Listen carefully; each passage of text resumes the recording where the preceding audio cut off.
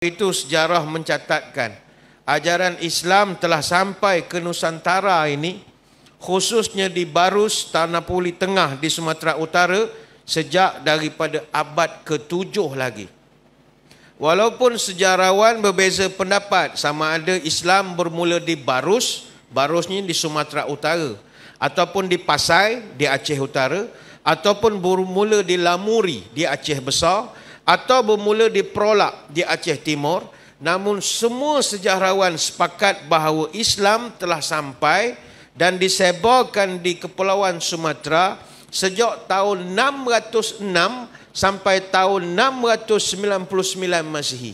Maknanya sejak zaman Sayyidina Ali radhiyallahu anhu mereka dah hantar pendakwah sampai ke Nusantara, sampailah zaman Abdul Malik Ibn Marwan.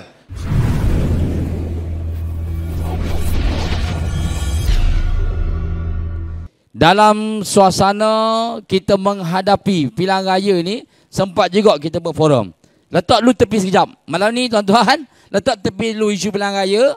Dan siapa-siapa yang bertugas Gatot Degan ni, kita hold dulu sekejap. Malam ni insyaAllah kita akan kupas satu isu yang cukup menarik yang menjadi tema dalam Karnival Main Gayung Nusantara ini, iaitu dalam tajuk Melayu, apa tadi? Melayu berdaulat dengan Islam. Okay.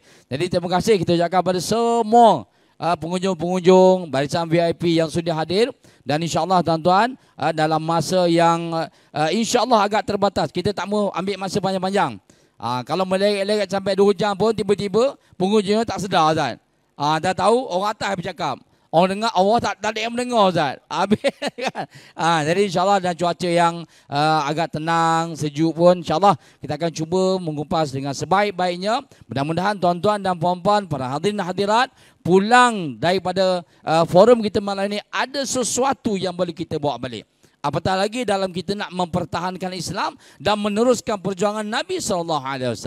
Tuan-tuan dan puan-puan Allah sekalian, secara mukadimahnya, Ustaz, kita bila bercerita tentang Islam, maka tak lari daripada apa yang dibawa oleh Nabi SAW. Itu fokus kita. Kan? Itu fokus kita. Sebab itulah tuan-tuan, Islam yang dibawa oleh Nabi SAW ini sangat relevan dengan umat manusia. Maka sebab itulah Nabi SAW menekankan Islam sebagai tata cara hidup kepada manusia. Kerana Islam itu menepati fitrah. Dan kalau mengikut pada sejarahnya, bahawa Islam itu terus berkembang, akhirnya Islam sampai ke negara kita. Seperti yang disebut oleh Al-Fadhil Sa'aziz sebentar tadi, bagaimana perkembangan Islam, berdaulatnya Islam dengan perjuangan-perjuangan pahlawan-pahlawan yang terdahulu. Kita ucapkan syukur pada mereka, terima kasih kepada mereka kerana sudi mereka berjuang bersungguh-sungguh untuk mendaulatkan Islam. Maka hari ini, malam ini kita nak berbicara. Moga-moga insya-Allah tuan-tuan, kita baru digemparkan dengan filem Mak Kilau yang hampir 100 juta. Semangat Mak Kilau itu juga kita bawa pada malam ini. InsyaAllah. Moga-moga Allah SWT melimpahkan barakah kepada kita semua insyaAllah. Baik. Untuk memulakan forum kita pada hari ini, kita akan memberikan ruang dalam pusingan yang pertama ini kepada ahli panel. Round pertama insyaAllah 10 minit seorang. Kemudian kita akan kupas pada round yang kedua, pun lebih kurang gitu juga lah, 10 minit seorang. Kemudian insyaAllah kita ada sesi penggulungan sebagai kesimpulan apa yang akan kita bincangkan sebentar nanti insyaAllah. Baik, kita akan teruskan, kita akan mulakan forum kita dengan Abdul Razak Kamal Asy'ari selaku panel yang pertama, Ustaz. Bila kita lihat dan berbicara tentang Islam, Ustaz, saya rasa agak molek lah kalau Ustaz cerita sedikit sebanyak bagaimana perkembangan Islam dalam negara kita, Ustaz. Silakan, Ustaz.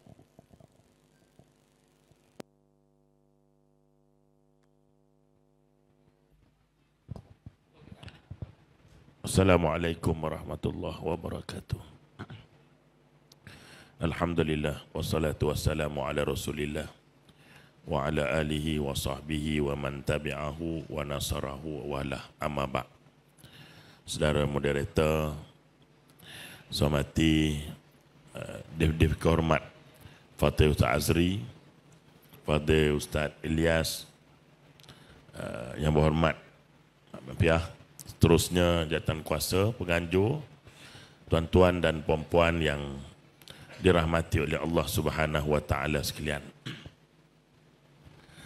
Bercakap tentang umat Islam di Malaysia ini, kita semua maklum bahawa bukan saja di Malaysia, bahkan di seluruh dunia, melihat kebenaran yang pernah disabdakan oleh Nabi SAW dalam hadis Abu Daud, yang mana kata Nabi SAW,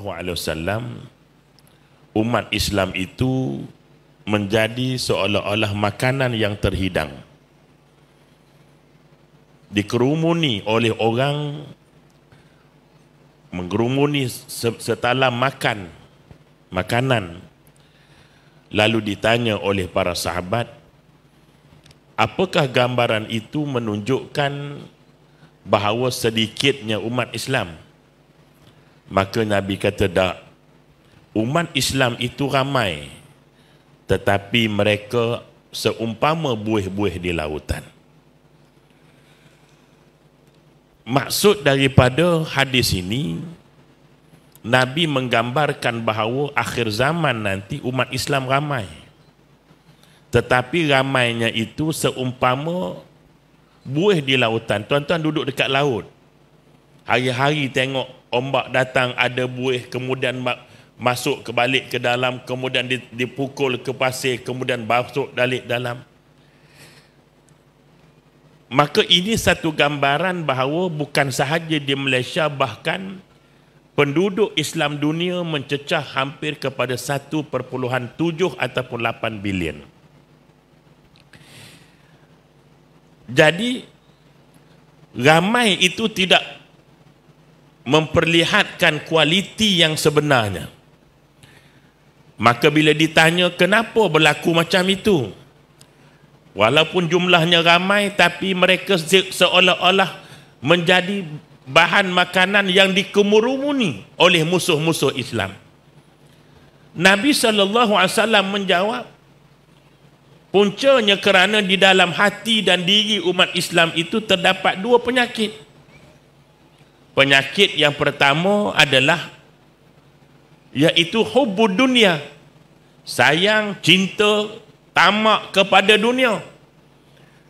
Dan sikap tamak kepada dunia, cinta kepada dunia itu, dia membawa kepada wakarahiyatul maut. Akan timbul rasa takut mati. Sebab apa? Sebab harta yang mereka miliki menjadi keutamaan dalam hidup, tak kira halal haram, menyebabkan timbul rasa sayang kepada harta dan dunia yang membawa kepada takutnya kepada kematian. Inilah gambaran yang digambarkan oleh Nabi SAW sejak 1400 tahun dahulu. Sebab itu bagi umat Islam, kalau kita mengenang balik satu ketika mana Nabi bangun daripada tidur pergi semayang, para sahabat radhiyallahu anhum melihat mata Nabi tadi kemerahan, seolah-olah menangis. Lalu sahabat bertanya, ya Rasulullah, kenapa mata kamu merah? Seolah-olah menangis. Maka Nabi kata, ya, sepanjang malam aku menangis, gara-gara permintaan dan doa baginda ditangguhkan oleh Allah. Istilah yang paling baik, istilah yang paling lembut. Allah tak tolak doa Nabi, tetapi kita menggunakan istilah ditangguhkan oleh Allah Subhanahu wa taala bila Nabi SAW memohon agar disatukan hati umat Islam. Sekali kita fikir, kenapa doa ini ditangguhkan oleh Allah? Kan senang, umat Islam semua bersatu, tapi kenapa ini ditangguhkan oleh Allah? Tidak lain dan tidak bukan, Allah Subhanahu wa taala menganjurkan supaya setiap daripada kita berperanan dan berfikir macam mana nak satukan manusia ini, terutamanya nak satukan umat Islam, berpandukan kepada Quran, berpandukan kepada sunnah. Allah boleh buat kun fayakun, bersatu semua kita. Tetapi Allah nak setiap orang berfikir. Sebab itu hari ini kita tengok perpecahan demi perpecahan berlaku bukan sepada yang besar, di kalangan adik-beradik, ya, kadang-kadang berbalah hanya dengan sebab tanah yang kecil, betul tak? Orang Melayu kata apa dia? Tanah sekangkang kera, betul tak? Kera kangkang pun tak lepas. Tuan-tuan sekalian, suami isteri berbalah, adik-beradik berbalah, sekampung berbalah. Maka sebab itu Allah Ta'ala menaruh satu ayat yang lain. Setelah menyeru kepada bertakwa kepada Allah Ta'ala mengatakan, fa'aslihu baina akhawaikum. Kamu hendaklah berperanan untuk menyatukan kelompok atau dua orang yang berbalah. Ayat ni menunjukkan bahawa setiap orang kena fikir macam mana nak satukan dan untuk menyatukan perpecahan yang ada. Maka berpandukan Al-Quran, berpandukan As-Sunnah, saya nak simpulkan tuan-tuan sekalian bahawa umat Islam berpecah, tuan-tuan sekalian, maka menjadi kewajipan setiap daripada kita juga berfikir bagaimana untuk menyatukan mereka berdasarkan panduan Quran dan juga As-Sunnah. Sekian dulu untuk bagi laluan pada Datuk. Wassalamualaikum warahmatullahi wabarakatuh. Waalaikumsalam warahmatullahi taala wabarakatuh. Derah landing Ustaz ni. Datuk tak lama makan kan? Alhamdulillah. Terima kasih di atas kupasan sedikit sebanyak sebagai mukadimah untuk menghangatkan perbincangan kita pada malam ini. Dan maka perlu pentingnya kita melihat bahawa Islam itu perlu bersatu. Tuan-tuan dan Allah sekalian, kalau kita menyaksikan perjuangan Nabi SAW setelah daripada peristiwa hijratul Rasul, ini juga sebenarnya yang dilakukan oleh Nabi SAW. Menyatukan Aus dan Khazraj yang asalnya mereka ni kafir, mereka masuk Islam, mereka bersatu. Tiba-tiba tuan-tuan, dalam keadaan begini mereka dah hampir berbalah walaupun tak Islam. Maka Nabi SAW panggil semula mereka, dah berbincang bagaimana untuk menyelesaikan sedikit konflik di antara mereka. Rupa-rupanya ada orang tukar cocok. Hak inilah yang dinamakan pokok munafik. Tuan-tuan sekalian, sebab itulah kita dalam kita menjalani kehidupan bermasyarakat kita hari ini, nak mendalakkan Islam, pastikan tuan-tuan tidak ada orang yang mengapi-apikan kita. Tapi kita tak boleh lari. Musuh dalam selimut, gunting dalam lipatan, tetap ada Ustaz. Api dalam sekam, apa lagi Ustaz? Nanti Datuk Ustaz akan kupas kepada kita panjang-panjang. Hak ni memang ada, cuma perlu kita kena pasti. Kan, parasit-parasit yang ada ini perlu kita kena pasti supaya perpecahan umat Islam khususnya dalam negara kita ini dapat kita hindarkan dan mampu untuk kita bersatu semula. Terima kasih kepada Al-Fadhil Ustaz Kamal Ansyari di atas persingan pertama. Kami juga mengalalukan kehadiran Yang Berhormat Tuan Haji Hanafiah bin Mat selaku Ada Cukai Melangkah Esko Negeri Terengganu. Baju sama dengan Datuk lah. InsyaAllah tahun depan boleh Datuk ulok tu Ustaz. InsyaAllah, mudah-mudahan. Baik, untuk pusingan soal pada panel yang kedua, tema kita Ustaz, Melayu berdaulat dengan Islam. Bila kita cerita ni Ustaz, tajuk ni sebenarnya agak besar juga ni. Kan, untuk kita kupas ataupun untuk kita fahamkan kepada masyarakat. So Ustaz boleh terjemah sikit. Ada tema kita, silakan. Assalamualaikum warahmatullahi wabarakatuh. Bismillahirrahmanirrahim. Alhamdulillahi hamdan katsiran tayyiban mubarakan fihi kama yanbaghi li jalali wajhikal karim wa li azimi sultani. Allahumma salli ala sayyidina Muhammadin abdika wa rasulika nabiyil ummi wa ala alihi wa sahbihi wa sallim, amma ba'du. Terima kasih Al-Fadhil Ustaz Nakhai bin Nafiah selaku moderator forum. Rakan bicara wara pada malam ini kekanda saya Al-Fadhil Ustaz Haji Kamal bin Haji Asy'ari. Yang saya hormati Yang Berhormat Tuan Haji Hanafiah bin Mat, Pengerusi Jawatan Kuasa Kebajikan Pembangunan Wanita dan Keluarga dan Perpaduan Nasional, Merangkap Ahli Dewan Undangan Negeri Kawasan N31 Cukai. Seterusnya yang bahagia Tuan Cik Alias bin Hamid, pimpinan-pimpinan masyarakat, tuan-tuan guru, para alim ulama, para habaib, muslimin, muslimat, hadirin hadirat, dan yang kita raikan juga saudara-saudara kita, sama ada yang dari Singapura, dari Brunei Darussalam, dari Thailand, daripada Indonesia, saudara senusantara, mudah-mudahan dirahmati Allah sekalian. Kita bangsa Melayu, kalau tak ada Islam, kita jadi bangsa yang jual tak laku. Apa bagusnya kita ini tanpa Islam? Islamlah yang menyebabkan orang Melayu jadi bangsa yang dihormati dan bermaruah. Kita kena bersyukur, dulu nenek moyang kita bukannya Islam. Kita Islam ni baru tahun 1400. Dulu orang-orang Melayu, kalau kita bercerita yang duduk di Sumatera, dulu agama nenek moyang kita namanya agama Tantrayana Shakta. Ini sebelum Islam. Tantrayana Shakta ini dianut oleh ramai raja-raja di Nusantara. Tantrayana ni dia sub pecahan daripada Mahayana Buddha. Kalau mazhab orang Melayu dulu dia panggil Bhairawa Tantra. Dia puja satu Tuhan namanya Dewi, Mother Goddess. Orang Melayu Tuhan dia perempuan, dia tak nak Tuhan laki-laki. Dewa tak main, Dewi dia ndak. Maka kita masa itulah sembah Dewi Durga, Dewi Kali, Dewi Bumi, Dewi Pertiwi dan macam-macam Dewi lagi. Dulu sesak barat, kita buat upacara yang dia panggil Pancamakara. Pancamakara ini duduk dalam satu bulatan. Kemudian kita akan lakukan Batara Lima ataupun Ma Lima. Orang Sumatera panggil Mo Limo.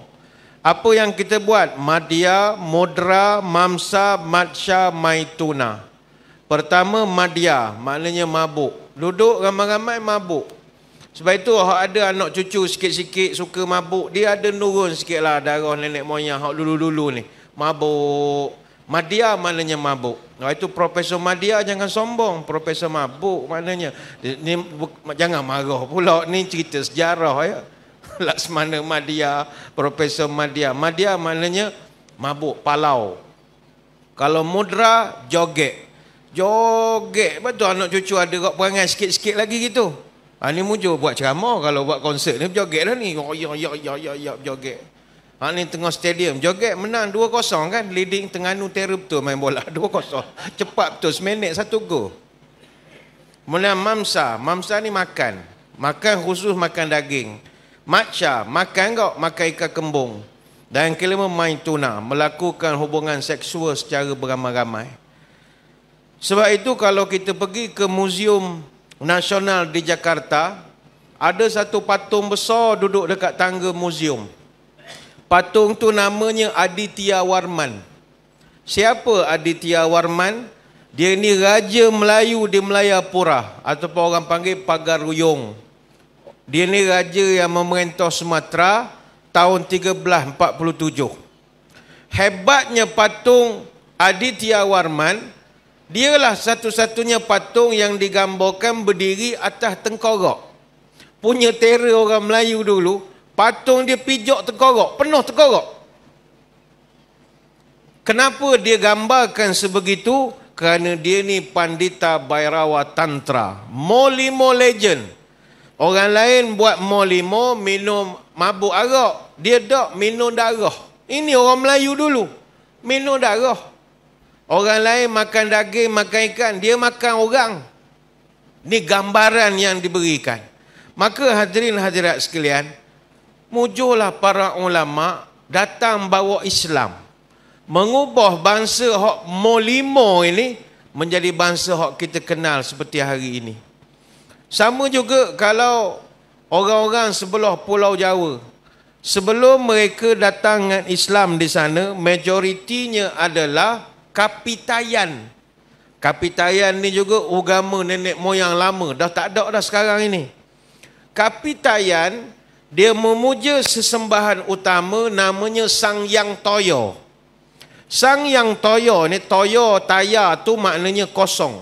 Hampa, suwung. Jadi maknanya Tuhan Kapitayan tak dapat difikirkan atau tak dapat digambarkan. Orang Jawa kuno dia pegang akidah, dia panggil tan keno kinoyo ngopo. Tuhannya itu enggak dapat digambarkan. Jadi para ulama fikir ini kita ada peluang dakwah.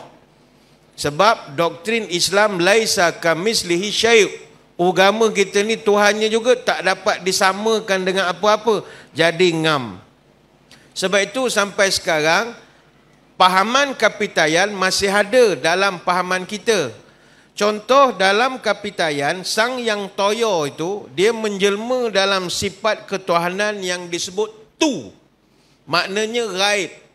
Jadi kalau dia berada pada satu peringkat kebaikan, dia panggil Tuhan. Kalau dia bersifat keburukan, dia panggil hantu. Sama saja. Tuhan dan hantu adalah kebalikan daripada pahaman kuasa gaib bagi orang kapitayan. Sampai sekarang pun kita orang Melayu guna istilah kapitayan banyak. Sebagai contoh, kita solat 5 waktu, kita tak sebut solat 5 waktu. Kita sebut sembahyang. Mari mana perkataan sembahyang? Dari Sang Yang Toyo. Sembahyang Toyo. Ketika Sunan Kalijaga mencadangkan dikekalkan istilah sembahyang, Wali Songo yang lain bantah. Dia kata, Syekh, ente nak kekalkan benda sirik ini. Tapi Sunan Kalijaga pertahankan, bukankah Tuhan dalam kapitayan itu tan keno kinoyo ngopo, enggak dapat digambarkan. Jadi kalau kita kekal, tak ada gambaran pun Tuhan itu dalam kepala. Jadi sampai sekaranglah kita pun selesa menyebut sembahyang. Sama juga puasa. Puasa bukan bahasa Arab. Puasa ini daripada agama kapitayan. Dia panggil upawasa. Dalam bahasa kapitayan, amalan tidak makan, dia buat puasa 7 hari sebulan. Setiap sebulan 7 hari puasa. Amalan itu dia panggil posa dino pitu. Maka daripada perkataan puasa dino pitu, jadilah puasa kita pada hari ini. Maka tuan-tuan sekalian, hak inilah kita kena bangga. Kalau bukan kerana perjuangan para ulama dan pendakwah, kita malam ni masih kapitayan. Kita malam ni masih lagi agama Tantrayana Shakta. Sebenarnya Hindu dan Buddha hanya dipegang oleh kelompok Gusti dan keraton saja. Rakyat bawahan Tantrayana Shakta ataupun kapitayan. Tapi alhamdulillah, seperti disebut oleh pengurusi tadi, Rasulullah sallallahu alaihi wasallam dia gerakkan dakwahnya ke seluruh alam ini. Sebab itu sejarah mencatatkan ajaran Islam telah sampai ke Nusantara ini, khususnya di Barus, Tanah Puli Tengah di Sumatera Utara, sejak daripada abad ke-7 lagi. Walaupun sejarawan berbeza pendapat sama ada Islam bermula di Barus, Barusnya di Sumatera Utara, ataupun di Pasai di Aceh Utara, ataupun bermula di Lamuri di Aceh Besar, atau bermula di Prolak di Aceh Timur, namun semua sejarawan sepakat bahawa Islam telah sampai dan disebarkan di Kepulauan Sumatera sejak tahun 606 sampai tahun 699 Masihi. Maknanya sejak zaman Sayyidina Ali radhiyallahu anhu, mereka dah hantar pendakwah sampai ke Nusantara, sampailah zaman Abdul Malik Ibn Marwan, Khalifah Umayyah yang kelima, gerakan dakwah ini bertali arus. Oh, ini kita kena syukur kepada Allah. Selain itu, Islam juga dah sampai ke Kalingga di sebelah pantai utara di Jawa Tengah mula tahun 674 Masihi. Maknanya sezaman dengan peralihan kuasa daripada Sayyidina Ali ke Muawiyah radhiyallahu anhuma. Maka saya simpulkan, tanpa adanya Islam ini, bangsa kita tak ada nilai. Tak ada nilai, tak ada harga. Kita kalau banding dengan bangsa lain, apa kelebihan bangsa kita? Acu khabar malam ni satu. Rajin kerja, tak payah buat kelakar lah bab tu. Rajin pergi sekolah, tak payah buat kelakar lah bab tu. Malas ke rajin, tak payah cerita lah. Dari perbandingan itu, kita tak ada harga. Tapi harga yang ada pada kita adalah Islam. Hak kita jadi berjuru, lemah lembut, sopan santun, adab ketimuran ini pun kerana Islam. Sebab kalau ikut ajaran yang asal, Madya, Mudra, Mamsa, Matsya, Maituna, Raja Pagaruyung, pijak tengkorak orang, punya nak cerita ganah tak ganah dulu. Maka kita hak jadi lembut hari ini kerana Islam. Kerana ulama yang datang bawa tasawuf, bawa tarikat, bawa ajaran yang bagus-bagus, menyebabkan kita jadi lembut belaka. Hak inilah kita sebagai orang Melayu banggalah dengan keislaman kita. Wallahu a'lam. Terima kasih kepada Al-Fadhil Datuk Ustaz Badrul Shah di atas sedikit mukaddimah yang menceritakan tentang asal usulnya Melayu. Apa kita nak bangga? Kalau dulu boleh kita sebut, setelah kedatangan Islam ni, Melayu itu Islam, Islam itu Melayu, boleh jadi di tanah air kita. Tapi kalau tengok pada sejarah apa yang Datuk sebut tadi, Allah, Masya Allah, jauh benar lagi Ustaz. Tapi Alhamdulillah dengan perkembangan yang berlaku, dengan kedatangan pendakwa-pendakwa ke tanah Melayu ini, yang akhirnya adalah Islam itu sampai kepada kita, maka perlu kita rasa bangga apabila kita sebut hari ini Islam dan Melayu cukup sinonim. Walaupun banyak cabaran-cabaran yang terpaksa kita hadapi. Jadi terima kasih di atas persingan yang pertama yang dikupaskan oleh kedua ahli panel tentang bagaimana Islam berdaulatnya Islam, berdaulatnya Melayu ini dengan Islam, insya-Allah. Baik, untuk persingan yang kedua ni juga kita berikan ruangan yang agak panjang kepada kedua ahli panel, insya-Allah. Baik, kepada Al-Fadhil Ustaz Kamal Ansyari. Kalau kita tengok Ustaz, tadi Datuk Ustaz Badrul Shah telah sebut bagaimana sejarah kedatangan Islam ke tanah air Melayu, kan, dan bagaimana sejarah datangnya Melayu dan Islam itu sendiri. Jadi hari ini Ustaz, kalau kita tengok cabaran untuk pertahankan Islam ni cukup dahsyat Ustaz. Macam-macam benda, dan bahkan dalam negara kita sendiri pun Ustaz, ada juga yang dikaitkan orang Melayu yang murtad. Ini satu benda yang sebenarnya kita tak boleh nak terima hakikat, tapi nak tak nak, setuju tak setuju pun ini dah berlaku. Kan? Maka bagaimana kita perlu meneruskan cabaran Ustaz untuk mempertahankan Islam dan memperkenalkan Islam dalam suasana teknologi hari ini Ustaz. Silakan. Assalamualaikum warahmatullahi wabarakatuh. Saudara moderator, Datuk, rakan panel, tuan-tuan sekalian.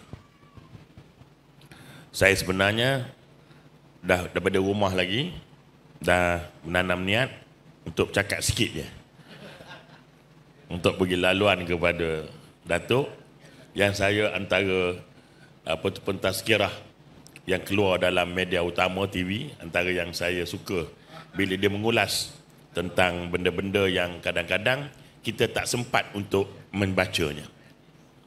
Cumanya saya nak sebut tentang soalan ini. Setelah negara kita terbentuk, telah merdeka, maka satu-satunya bangsa dalam dunia ini yang disebut dengan Islam terkait secara langsung dengan bangsa ialah Melayu lah. Sebab itu dalam perlembagaan misalnya disebut agama rasmi persekutuan adalah Islam. Dan ciri-ciri Islam itu antaranya yang pertama ialah orang itu ialah orang Melayu. Ini kebijaksanaan Dr. Alim kita, walaupun Suruhanjaya Raid itu tidak dianggotai pun oleh orang Melayu. Kalau ada pun seorang yang bukan Melayu, Islam tapi bukan orang Melayu, dia orang India, kata Pakistan. Tetapi kekuatan ulama waktu itu yang diterajui oleh raja-raja Melayu meletakkan bahawa Islam itu syaratnya ialah Melayu. Ini memberikan satu kelebihan bahawa terkait secara langsung dalam perlembagaan negara bahawa Melayu itu Islam. Ada yang tidak terwujud pada mana-mana bangsa di dalam dunia ini. Baik. Tuan-tuan sekalian, apabila Allah Subhanahu wa taala menurunkan Islam yang dibawa oleh para nabi sehinggalah kepada Nabi sallallahu alaihi wasallam, yang mana Allah Subhanahu wa taala meletakkan bahawa mulianya kamu itu adalah kerana Islam itu. Maka bila kamu hilang Islam, maka tidak ada kemuliaan bagi kamu. Hari ini kita tengok fitrah manusia ni dia nak kepada agama. Fitrah manusia ni dia nak pada agama, siapa-siapa pun. Sebab fitrah manusia ni dia nak kepada agama. Bila manusia nak cari lain daripada agama, maka yang akan menjadi anutannya ialah nafsu. Sebab tu tuan-tuan sekalian, kenapa hari ini kita tengok terdapatnya anak-anak Melayu yang memilih untuk menukar agama. Tuan-tuan sekalian, sebab manusia ni bila dia pegang kepada agama, tak kira agama apa, maka dia akan jadi baik. Ya? Sebab tu bila orang Islam dia berpegang dengan agama, maka dia orang yang baik. Begitu juga dengan agama-agama yang lain. Cuma yang membezakan itu ialah Tuhan yang mereka sembah, kebenaran agama yang mereka anuti itu. Sebab itu kenapa hari ini orang Melayu Islam memilih untuk tukar agama. Dan bila dia tukar agama, contoh dia masuk Kristian, dia tetap tak menjadi penganut Kristian yang baik. Kalau dia pilih masuk Hindu, dia tetap tidak menjadi penganut Hindu yang baik. Sebenarnya mereka murtad bukan kerana nak menjadi baik, tetapi mereka cuba untuk memisahkan diri mereka daripada agama yang mereka anggap sebagai sesuatu yang mengikat kehendak dan nafsu mereka. Sebab tu hari ini umat Islam sendiri yang mengaku Islam tetapi tak beramal dengan Islam. Kenapa? Kerana dia rasa Islam itu mengikat dia, Islam itu membebankan hidup dia. Sebenarnya apa yang mereka rasa sebenarnya ialah tuntutan kepada nafsu itu. Dalam konteks hari ini, bila umat Islam kita lihat berpecah, baik bangsa Arab, baik bangsa apa, maka di situlah kita tengok usaha untuk menyatukan umat Islam ini mesti diambil peranan oleh semua pihak. Bagaimana nak menyatukan umat Islam ini? Maka kita tengok bagaimana sejarah Nabi SAW bila dia ditawarkan oleh pimpinan Quraisy dengan mengatakan, kalau kamu nak berdakwah ini sebab kamu nak harta, kami boleh bagi kamu harta, menjadi orang paling kaya di Mekah ni. Kalau kamu berdakwah ini dengan sebab tahta, dengan sebab kuasa, kami boleh lantik kamu menjadi orang yang paling berkuasa. Dan kalau tujuan kamu dakwah ini sebab kamu nak dapat perempuan yang cantik, kami boleh pilih perempuan yang cantik untuk dijadikan isteri kamu. Ketiga-tiga perkara ini tuan-tuan sekalian, semua manusia suka. Manusia suka harta, manusia suka jawatan, suka kepada perempuan. Tetapi Nabi menolak ketiga-tiga tawaran ini. Kerana apa? Kerana prinsip kepada dakwah dan akidah Islam ni, dia tidak menurut kepada apa yang nafsu nak. Sebab itu Allah Ta'ala sebut dalam Al-Quran, lau anfaqta ma fil ardi jami'a, kalau kamu membelanjakan segala apa yang kamu miliki dari sudut harta kamu untuk menyatukan hati-hati manusia, maka kamu tak akan dapat untuk menyatukan hati manusia. Yang boleh menyatukan hati manusia ialah kaedah yang dibuat oleh pencipta manusia. Maka inilah yang gagal dipahami hari ini. Manusia nak bersatu tetapi tak memakai kaedah yang ditentukan oleh Tuhan kepada manusia. Sebab itu persatuan yang berlaku, kesatuan yang berlaku akan bersifat kesatuan yang palsu, kesatuan yang tidak benar, yang bersifat bayang-bayangan. Kenapa? Asas kepada penyatuan itu. Sebab itu Nabi boleh saja ambil harta, dia jadi orang boleh kaya, dia akan gunakan kekayaan itu untuk memanggil orang peluk Islam dengan harta. Tetapi Nabi tak pilih jalan itu. Kerana apa? kerana ia bertentangan dengan fitrah. Begitu juga dengan pangkat, begitu juga dengan wanita dan sebagainya. Kesimpulannya tuan-tuan sekalian, cabaran yang sedang dilalui oleh umat Islam hari ini, iaitulah pertama, mereka merasakan agama ataupun Islam secara tepatnya ialah sesuatu yang membebankan mereka. Sebab tu dia rasa kalau dia nak pegang Islam, dia rasa terbeban. Kena semayang, kena puasa, kena tutup aurat. Dia rasa terbeban. Sedangkan nafsu tak mahu benda itu. Maka akibat daripada ini, mereka memilih jalan untuk merongkai, membuang ikatan agama yang ada pada mereka. Yang keduanya, kegagalan umat Islam untuk disatukan. Apabila mereka yang berniat untuk menyatukan umat Islam tidak meletakkan kesatuan Islam sebagai asas kepada penyatuan ini. Sebab itu ketiga mana ya, Abu Talib menyampaikan hasrat kepada Nabi SAW. Hasrat pemimpin Quraisy kata, kau ni begini-begini. Nabi kata, la illa la ilaha illallah. Apa yang kau cadangkan, yang kau bawa cadang ini, ya, semua tak boleh nak menyatukan manusia melainkan la ilaha illallah. Cuma cabarannya bagaimana kita nak memberi kepahaman, terutamanya dalam kalangan orang Islam sendiri, kepada tuntutan la ilaha illallah itu sebagai asas kepada penyatuan ummah.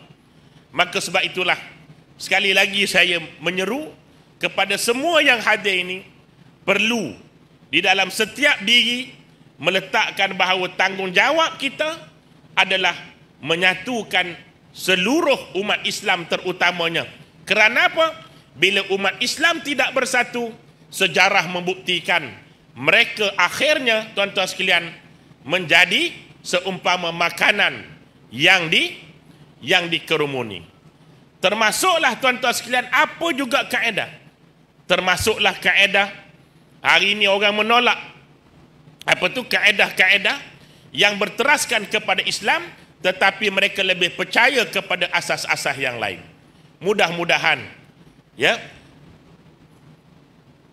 hasrat, niat, kesungguhan, keikhlasan kita nak tengok umat Islam bersatu ini setidak-tidaknya ada dalam hati kita, dan ia mencetuskan kepada perbuatan dan juga tindak tanduk yang akan kita gerakkan ke arah penyatuan umat Islam.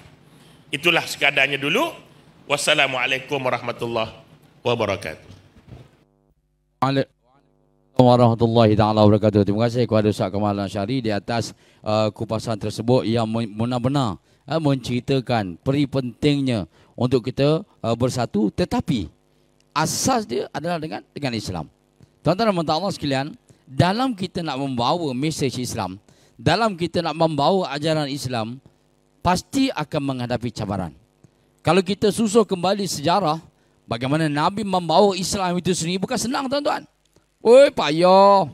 Sehingga kan Nabi terpaksa tinggalkan tanah air baginda, berhijrah sampai ke Madinah Al-Munawwarah. Hak tu pun orang Mekah cari dia. Nah, ketika mana Nabi dilantik menjadi rasul di kota Mekah, Abu Jahal, Abu Lahab ni di antara musuh utama Nabi. Taballaka ya Muhammad sa'irul yawm. Dalam satu sejarah, Ustaz. Sehingga kan Allah Ta'ala menurunkan surah Al-Lahab. Bila Abu Lahab mencelakakan Muhammad, Muhammad celakamu ni, bawa benda-benda gini. Kami ni hidup dalam rasuah, Ustaz. Seronok tiba-tiba menghalang. Kau ni kenapa, Muhammad? Kau gila ke apa? Ada satu perubahan yang dibawa oleh Muhammad tidak disukai oleh mereka. Macam Ustaz Kamal sebut tadi, kerana nafsu yang ada pada jiwa mereka, mereka tak boleh terima tata cara yang diperkenalkan oleh Muhammad. Lepas tu mereka tetap menjadi musuh kepada Islam. Abu Lahab duk caci kepada Nabi, tiba-tiba Allah Ta'ala terus melaknat Abu Lahab. Tabat tiada Abi Lahab wa tab. Celakalah kerutangan Abu Lahab dan celakalah. Tuan-tuan, 2 kali celaka Allah Ta'ala bagi kepada Abu Lahab. Sebab apa? Sebab Abu Lahab mengisytiharkan sebagai musuh nombor 1 kepada Islam. Tuan-tuan, hari ini Kita tak mustahil tau kita bertemu dengan Abu Lahab moden. Yang mana yang memang benar-benar menyatakan musuh mereka kepada Islam, mu Melayu ke, bukan Melayu ke, tapi kalau menyatakan musuh pada Islam, mu Abu Lahab. Buat kerja Abu Lahab. Tapi kalau orang Islam melakukan kerja-kerja Abu Lahab, fawa munafik. Munafik bawa benda ni. Kita cerita nak memperkasakan Islam, tiba-tiba kamu yang mencari jalan untuk meruntuhkan Islam. Engkau apa hal? Ini di antara cabaran yang terpaksa kita hadapi hari ini. Ustaz, minta maaf, saya moderator, Ustaz, bukan penceramah. Okay. Tapi semangat. Tengok Ustaz Kamal duk bercerita kita, tiba-tiba nak share ke Ustaz. Okay. Terima kasih kepada Ustaz Kamal. Dan inilah di antara intipati yang dapat kita simpulkan daripada apa yang disebut oleh Ustaz Kamal tadi. Baik, berbalik kepada Ustaz Datuk Balil Shah. Dan kalau kita sebut tentang penyatuan Melayu, Ustaz, maka memang takkan lari dengan kesatuan Islam. Saya rasa Ustaz boleh kupas sikit dalam situasi yang sebegini pada hari ini. Silakan Ustaz. Muslimin muslimat yang dirahmati Allah sekalian. Penyatuan kita sesama Melayu adalah asas kepada usaha nak mendaulatkan Islam.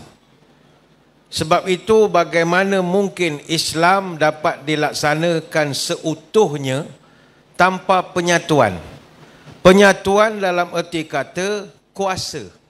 Sebab itu Al-Quran tanpa sultan, maknanya tanpa kekuasaan, tidak dapat membawa kepada realisasi nilai.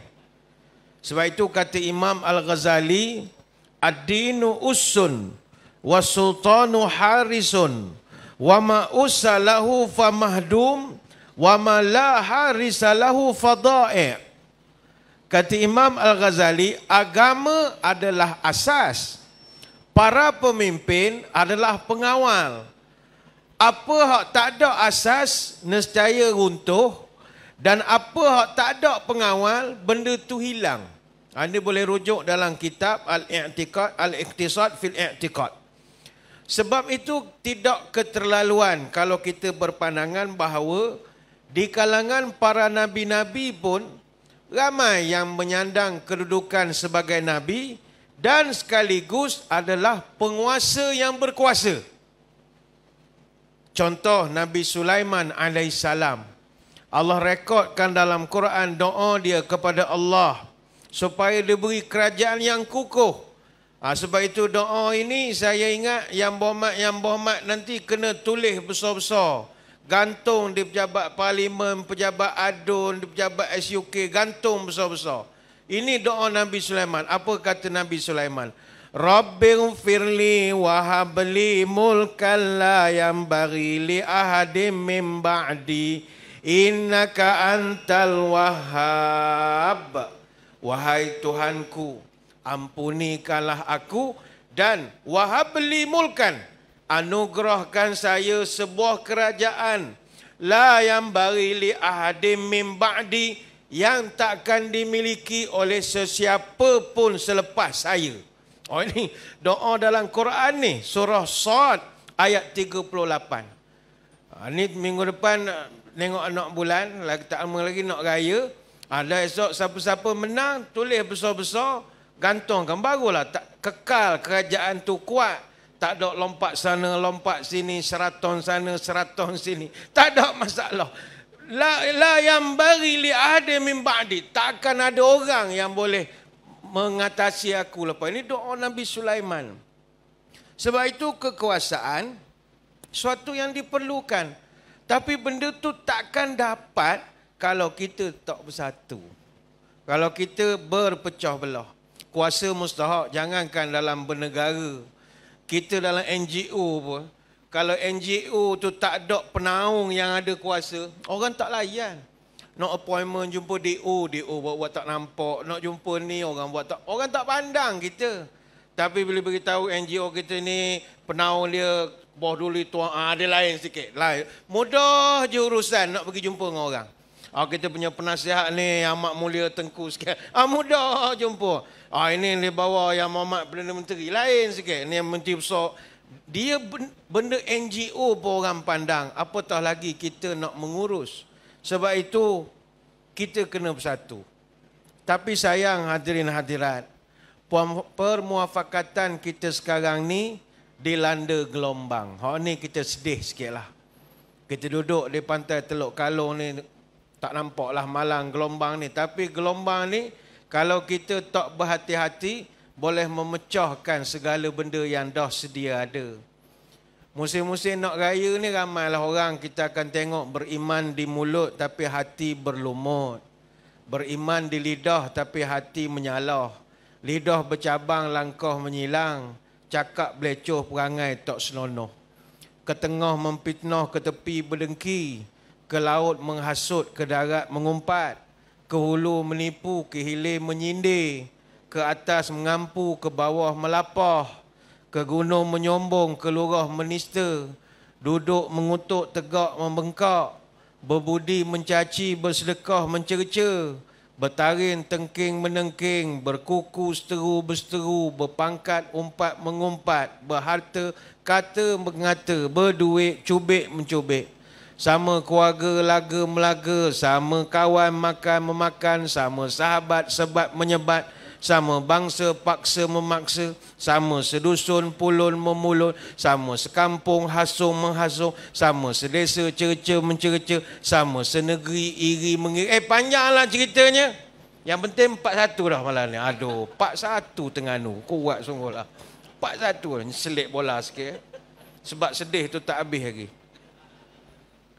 Kalau beginilah cara dalam masyarakat kita, nak dapat kedaulatan apa? Pecah.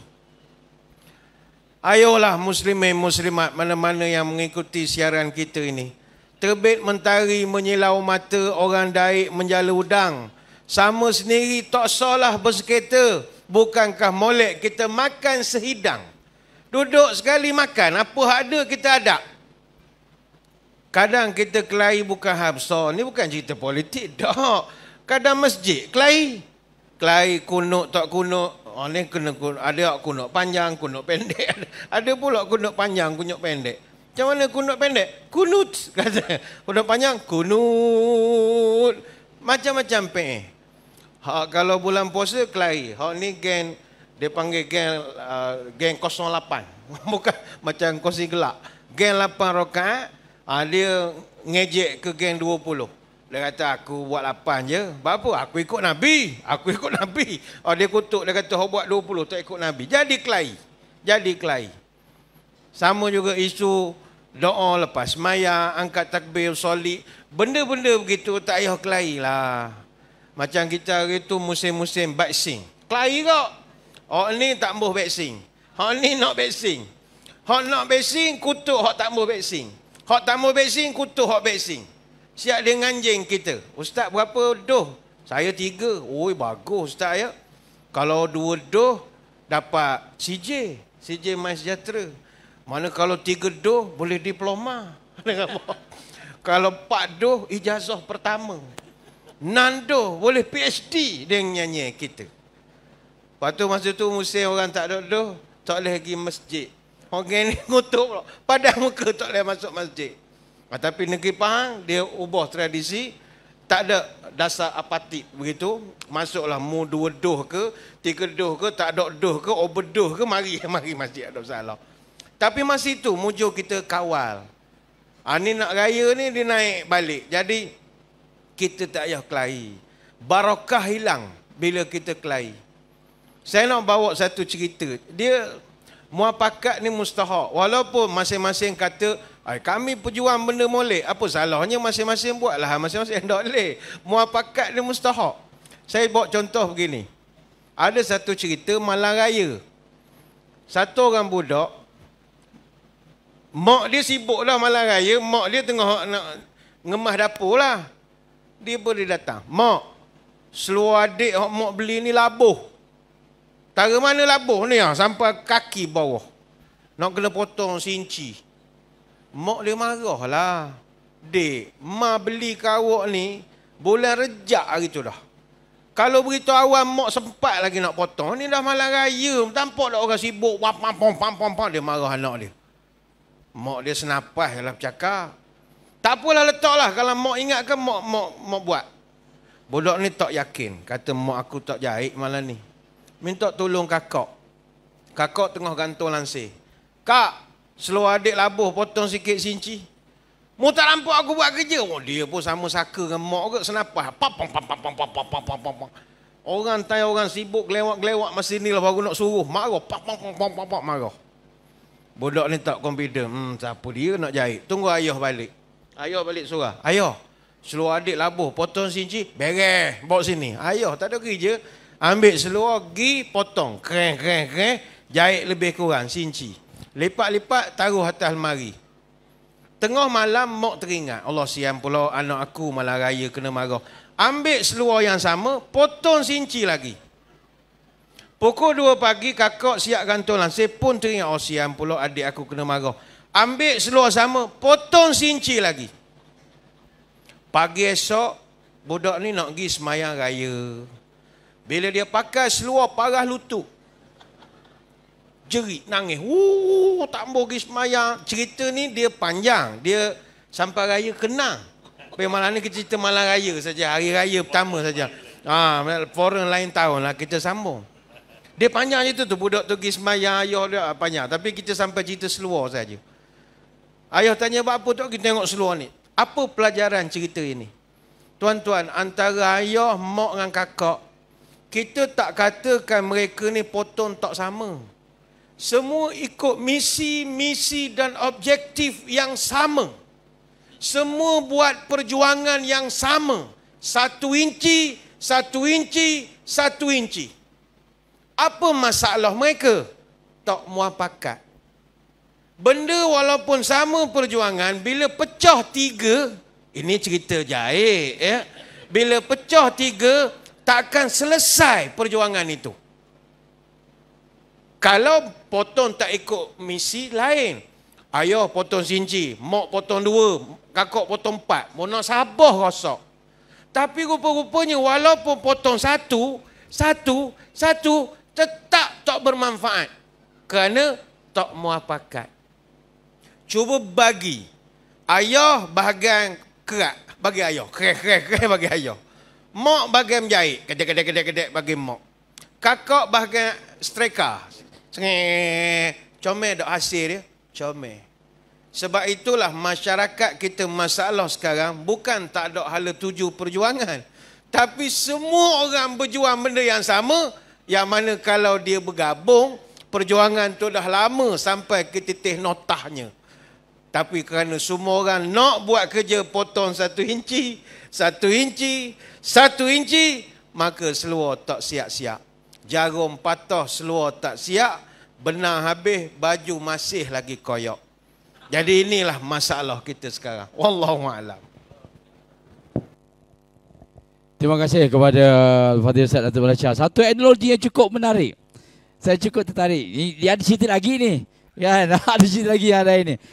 Mungkin Ustaz akan cerita lagi pada siri yang akan datang. Alhamdulillah, terima kasih kita ucapkan kepada kedua-dua ahli panel yang menceritakan tentang kepada kita bagaimana sejarah Islam berkembang di tanah Melayu dan akhirnya peri pentingnya persepakatan, pemuafakatan dalam kita melaksanakan satu visi dan satu misi, insya-Allah. Sebab itulah perlu kita cari jalan bagaimana untuk kita. Kerana apa tuan-tuan? Kerana musuh sentiasa melihat kita. Saya ambil cerita Nabi tadi sikitlah, nak sambung sikit. Kalau kita tengok kepada sejarah Nabi bawa Islam, tuan-tuan, ceritanya Nabi dah sampai ke Madinah.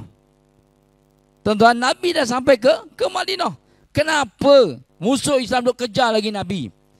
Kalau ikutkan cerita Nabi duduk di Mekah ni, tuan-tuan, Nabi dah bagi dakwah, Nabi bagi tahu ni, dia tak nak terima. Bahkan mentomah Muhammad macam-macam. Muhammad pecah belah masyarakat lah, Muhammad ganggu kerja kita lah. Okey, fine. Sekarang ni Muhammad dah tak ada. Muhammad dah duduk Madinah dah. Mekah Madinah ni jarak dia 400 kilo, tuan-tuan. Learning 400 kilo lebih. Kita bayangkan bagaimana keadaan Nabi yang berhijrah naik unta sampai ke Madinah. Dah tetap dikejar. Sebab tu berlakunya perang Badar. Kali ikutkan logik, tuan-tuan, Muhammad tak ada dah muka ni. Kau sibuk apa dengan Muhammad? Tinggal sudah. Kau buat kerja pun sudah lah. Homo behi mengakan Rasulullah masa duduk Mekah, makan je lah. Muhammad tak larang pun. Muhammad tak ada dah. Tapi kerana mereka musuh kepada Islam, tetap mereka cari Muhammad dan mereka memang bercita-cita untuk biarkan Muhammad ni mati dan terpadam segala misi perjuangan dakwah Nabi SAW untuk mengembangkan Islam. Ini di antara ciri-ciri yang ada pada musuh-musuh Islam. Tuan-tuan, tuan-tuan, hari ini kalau kita lihat ciri-ciri ni ada di kalangan kita, yakin dan pastilah itulah dia sebenarnya musuh kepada Islam. Na'udzubillah. Jadi satulah kita kena pasti siapakah di antara kita ni yang boleh kita jadikan sebagai kawan dan sebagai lawan. Maka muafakat itu penting. Seperti yang disebut oleh Ustaz Datuk Badri Shah. Alhamdulillah, tuan-tuan, kita dapat sedikit pencerahan. Dan dalam masa yang hampir sejam kita berforum ini, kedua ahli panel telah pun mengupas secara panjang lebar. Jadi terima kasih kita ucapkan kepada Ustaz Kamal dan juga Ustaz Datuk Badri Shah di atas kupasan yang cukup menarik, satu analogi yang dibuat oleh Al-Fadhil Datuk Ustaz Badri Shah tadi. Baik, untuk akhirnya kita nak minta sedikit kesimpulan. 5 minit seorang. Okay, kita akan mulakan dengan Ustaz Datuk Badri Shah dulu sebagai kesimpulan yang akhir kita pada malam ini. Oh, Minai lu. Allah, tak terpuasa Ustaz Minai. Lekat ke tak? Okey. Okey. Silakan tu. Muslimin muslimat yang dirahmati Allah sekalian. Tak lama lagi kita nak raya. Jadi raya-raya lah, jangan kelahi sudahlah. Kata orang tua-tua nak bersiasah silakan. Tapi ingat, pertama, pantang siasah tidak senonoh. Cabar mencabar mencari musuh. Ke dalam bertikai, keluar bergaduh. Nanti rakyat pun sengsara, negeri pun runtuh. Yang kedua, pantang siasah ikutkan nafsu. Berebut kuasa palu memalu. Tamakkan harta tak ingat malu. Nanti negeri pun rosak, banyaklah seteru. Ketiga, pantang siasah mabukkan pangkat. Berebut kuasa jilat menjilat. Berebutkan kuasa hambat menghambat. Negeri rosak, nama pun cacat. Hidup dan mati orang laknat. Dan yang keempat, pantang siasah memecah belah. Mengadu domba umat manusia. Baik sekaum sesuku bangsa maupun antara keluarga dan marga. Ingat, ini zaman packaging. Orang tak kira barang dalam janji kotak comel. Jadi hati-hatilah dengan packaging. Emas memang kuning, tapi tak semua yang kuning itu emas. Kalau emas baju ni kuning, ni bukan emas ni. Dalam tandas depan tu ada kuning banyak kalau tuan-tuan nak, tapi itu bukan emas. Jadi pastikan kita kenal mana emas, mana yang bukan emas. Wallahu alam. Terima kasih kepada Datuk Badri Shah di atas kesimpulan tadi. Silakan Ustaz Kamal cari 5 minit.